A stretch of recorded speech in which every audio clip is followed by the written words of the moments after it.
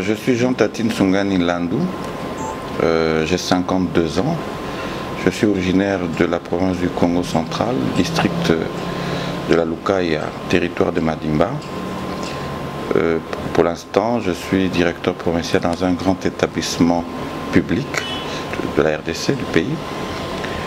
Voilà, j'ai 4 enfants.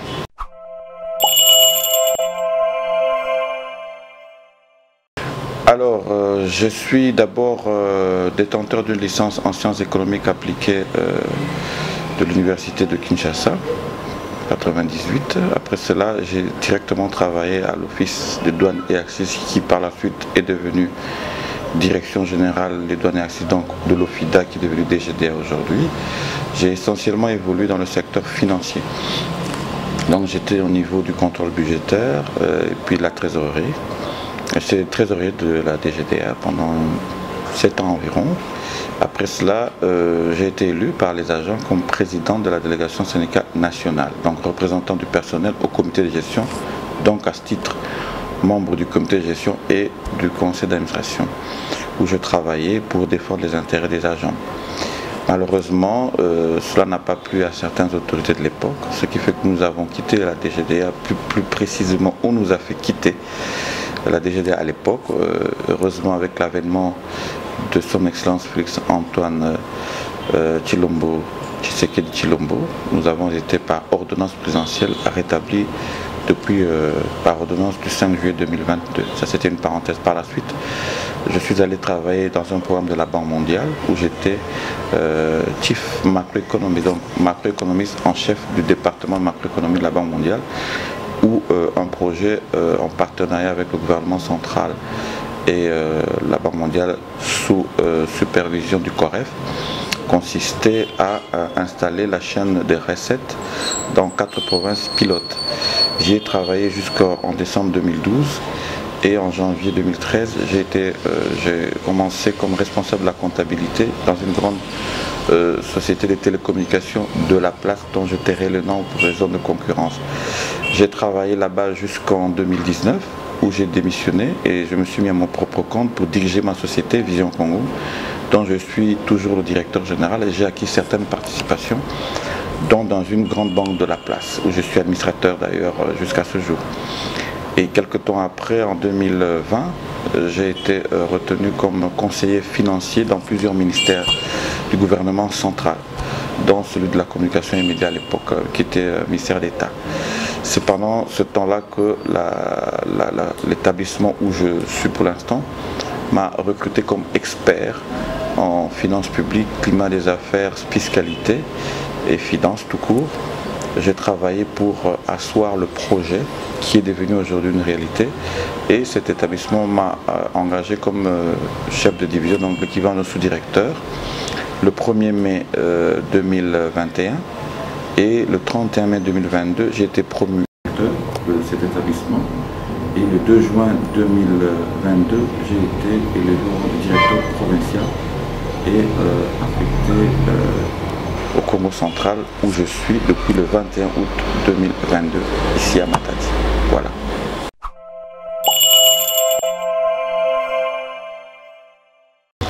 Politiquement, j'ai évolué, j'ai commencé mon parcours politique à l'université, où j'étais comme la plupart d'ailleurs des étudiants à l'époque du campus, j'étais combattant de l'UDPS. Et par la suite, j'étais le vice-président de la jeunesse UDPS commune de la Gombe pendant environ 6 ans. Puis à la fin de mes études, j'ai fait un déplacement pour faire un master en Europe. Je suis revenu.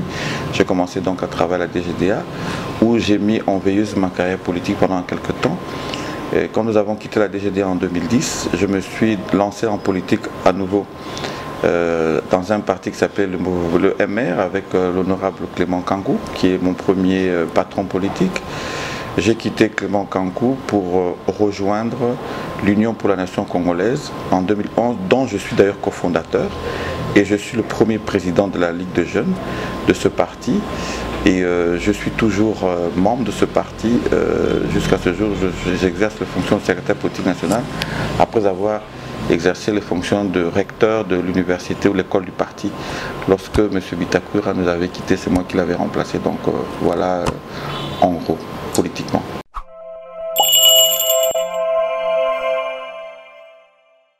Les sénateurs sont les sages qui conduisent normalement des lois qui ont pour objet donc de légiférer et de réaliser les contrôles parlementaires sur les institutions de l'État, de l'exécutif, jusqu'aux plus petites structures qui se retrouvent dans l'arsenal étatique. En tant que sénateur, je voudrais apporter le savoir que j'ai accumulé pendant plus de 25 ans en tant que responsable du secteur financier notamment et administratif, mais aussi dans le secteur des affaires, parce que je suis aussi également un homme d'affaires et comme je vous l'ai dit à l'instant, je suis dans le secteur bancaire. Et donc tout cela, c'est pour permettre à ce que le savoir que nous avons réussi ou pu accumuler grâce à Dieu pendant ce temps-là puisse servir en termes de loi à notre pays, mais aussi exercer comme il se doit un contrôle parlementaire, parce que nous estimons que jusqu'à présent les contrôles parlementaires qui ont été effectués n'ont pas porté les fruits dans le sens de l'amélioration qualitative de la vie de Congolais. Mais en tant que gouverneur, de candidat gouverneur, mais je pense que, et j'en suis convaincu, que les élus de la province du Congo, sont les députés provinciaux, feront le choix de la bonne personne pour confier la gestion quotidienne de la province entre des mains, j'allais dire expertes, mais aussi entre les mains des personnes qui ont l'amour, pas seulement du Congo, pas seulement de la province, mais l'amour du prochain tout simplement. Parce que, vous savez, vous pouvez aller vérifier à la DGDA, quand j'étais président de la délégation syndicale nationale, je me suis battu pour les droits des agents. Chez moi, c'est une vocation, c'est-à-dire me battre pour les autres. C'est ce qui fait que dans sa divine reconnaissance, Dieu ne m'a jamais abandonné. Même lorsque j'ai perdu mon travail, même lorsque j'étais combattu, même lorsque à tous les stades de ma vie où j'étais combattu, l'Éternel est souvent intervenu en ma faveur. Et je me suis rendu compte, c'est parce que je suis altruiste, je me donne aux autres. Et nous avons constaté que la province du Congo central, à l'époque où j'étais à la direction générale des douanes assises, au FIDA à l'époque, le Congo central était la première province contributrice au budget de l'État pendant une trentaine d'années. Et au fur et à mesure que les gouverneurs se succèdent à la tête de la province du Congo central, la province recule. Il y a des provinces qui, il y a quelque temps, étaient loin derrière nous, qui sont aujourd'hui devant le Congo central. Pourquoi? Parce qu'il y a un déficit managérial. Nous avons malheureusement, nous, les Bas-Congo, qui étions pointilleux dans le choix de ceux qui doivent ou devaient nous conduire, nous sommes devenus complaisants et négligents. Au point que arrive à la tête de notre province, je ne dirais pas des personnes incompétentes, ça serait manquer de respect à ceux qui ont dirigé la province, mais je dirais des mains inexpertes. C'est-à-dire des personnes qui n'auraient pas dû diriger la province et qui fortuitement se sont retrouvés à sa tête. Il est maintenant temps que les députés puissent rétablir cet état de choses, cette anomalie, pour porter à la tête de la province des personnes qui ont un parcours, qui ont un background, comme disent les Anglais. Moi, je vous l'ai dit, j'ai essentiellement travaillé pour le compte du privé et du public. J'ai fait 4 carrières. J'ai travaillé dans le public, comme au cadre de l'administration publique, des entreprises de l'État. J'ai travaillé dans l'international, c'est-à-dire à la Banque mondiale. J'ai une carrière politique, j'étais conseiller politique, conseiller financier dans des cabinets politiques. Et j'ai aussi une expérience dans le domaine privé, en tant que responsable d'entreprise du secteur privé. Et toute cette expérience, je pense pouvoir la mettre à profit pour que la province avance. Il y a beaucoup de choses, je ne vais pas ici étaler mon programme de campagne, mais je peux vous assurer, en tant que fiscaliste, parce que j'ai fait l'école de douane, en tant que fiscaliste, nous savons comment maximiser les recettes. C'est-à-dire faire en sorte que les recettes actuelles, parce que quand j'observe les recettes de la province, ce n'est pas normal, elles sont insuffisantes pour le potentiel connu de la province. Mais il ne s'agira pas simplement de prélever les redevances, l'impôt, les droits et taxes, mais il va aussi falloir mettre en place une politique de planification de ces recettes en termes de dépenses susceptibles de créer le progrès, la croissance, les emplois. Parce que en tant que macroéconomiste, parce que je vous ai dit que je travaillais à la Banque mondiale comme chief macroéconomiste, c'est quoi? Nous avons 4 agrégats qui gouvernent en fait l'économie d'une nation. Vous avez le taux de change, vous avez le chômage, vous avez le produit intérieur. Et lorsque vous observez tout cela, ce sont des agrégats qui sont galvaudés sur le plan national et aussi sur le plan provincial, sur le plan local. Comment créer la croissance? Comment créer le PIB? C'est en créant de l'emploi. Certes, le gouverneur ne crée pas des emplois, mais au niveau provincial, il y a moyen d'encourager la création de micro-entreprises. Il y a moyen de monter des joint ventures avec des privés internationaux. Il y a moyen de lever des fonds pour créer et financer et même se porter garant. La province peut se porter garante des opérateurs économiques congolais. Vous savez que les Bakongos sont réputés sérieux dans les affaires. Il n'est pas normal. Je n'ai rien contre les étrangers qui choisissent d'investir dans notre pays. Mais hier, jadis, les grands hommes d'affaires, c'était les Bakongo, c'était les Kisombe, c'était les Lusakivana, c'était les Mayalos, les banquiers, c'était les Kinduelo. Mais aujourd'hui, on n'a plus que peut-être l'Edia qui sauve un peu la face. Mais où sont passés tous ces grands hommes d'affaires? Parce qu'il n'y a pas eu un accompagnement de l'État, mais aussi de la province. Je viens de parler de Boutalé, il y a des affaires dans cette province qui sont évaluées à des dizaines, si pas des centaines de millions de dollars. Que fait la province pour encourager, pour sécuriser un fils du pays qui s'est engagé sur cette voie et qui fait notre fierté? Donc c'est simplement dû au fait qu'il n'y a pas un leadership éclairé, éclairant. C'est-à-dire éclairé dans le sens où il y a l'information, qui a la connaissance, qui sait ce qu'il doit faire et comment faire, et qui se constitue une équipe capable de l'aider à réussir dans cette tâche. Voilà pourquoi aujourd'hui, monsieur le journaliste, ce n'est pas par opportunisme, parce que je vous l'ai dit, je ne sais pas si je peux encore le répéter, je suis directeur dans un très grand établissement de l'État. On n'a pas de problème de retard de paiement, le directeur général nous paye très bien, la société nous paye très bien. Si je vais là-bas, c'est vraiment par patriotisme, par ce souci qui m'anime d'amener le peu de savoir que Dieu a mis à notre disposition, que nous avons pu acquérir sur le banc de l'école, de l'université et sur le parcours professionnel, pour que notre province, demain, soit citée en exemple parmi les provinces qui sont en train de progresser et non pas de reculer comme c'est le cas depuis 15 ans.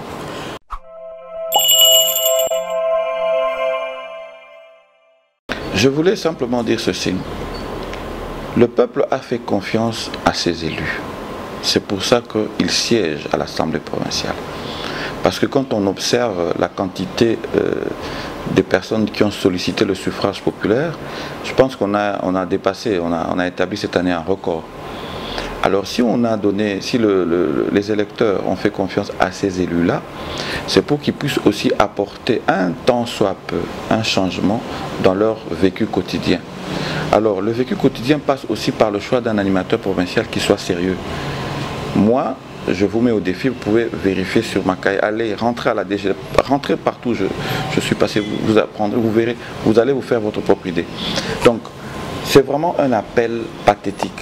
Les gens souffrent, les routes se détériorent, les villages se dépeuplent, même les eaux perdent les poissons. Quand on regarde la province du Congo central, c'est la désolation. Les gens préfèrent aller ailleurs que dans le Congo central. Alors que jadis, le Congo central attirait, tout le monde voulait aller au Congo central. Je demande instamment, j'allais même dire j'implore, que les députés provinciaux fassent preuve de patriotisme.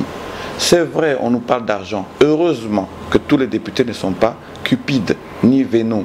Mais je connais, moi j'en connais, je connais des députés provinciaux qui ont cette envie, qui ont ce patriotisme, qui sont animés par ce désir de voir advenir dans la province du Congo central un leadership, un exécutif provincial qui puisse se mettre aux côtés de tout le monde. Nous serons aux côtés des députés provinciaux parce que je me présente comme candidat indépendant. Donc ça veut dire que nous serons ensemble avec les députés provinciaux.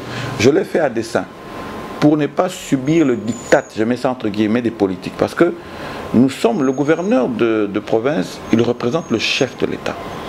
C'est-à-dire que ce qu'il dit, il le fait en phase et en accord avec la vision du chef de l'État.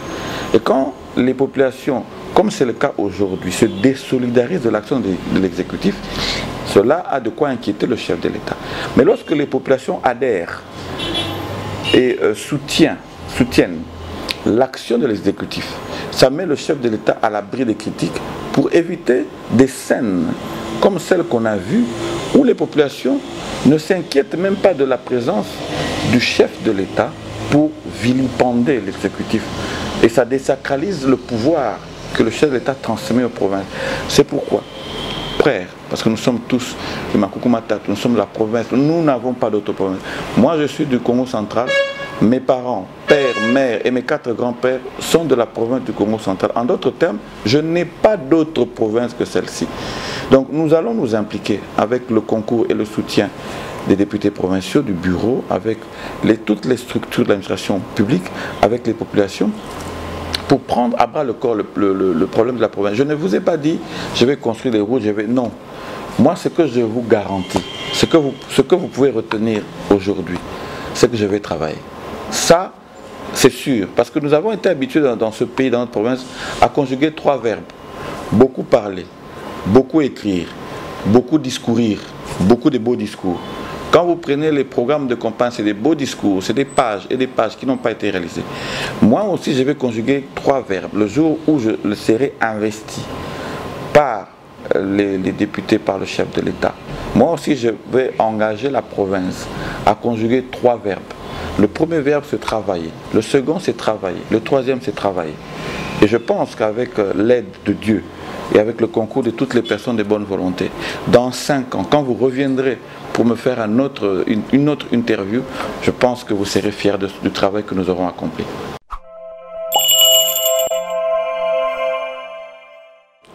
Munu Nkumba Munu Jean Tatin Sungani Landu Tinsenda Muke mwana ya Congo central ya district ya Lukaya territoire Matimba. Muke candidat gouverneur ya province na Beto ya Congo central. Samuna yao Muke na uloma na ba député provinciaux nyonso. Benu zaba mutu ya kupona le 7 avril. Beto bimisa Congo central ba pasi yai matono mingi.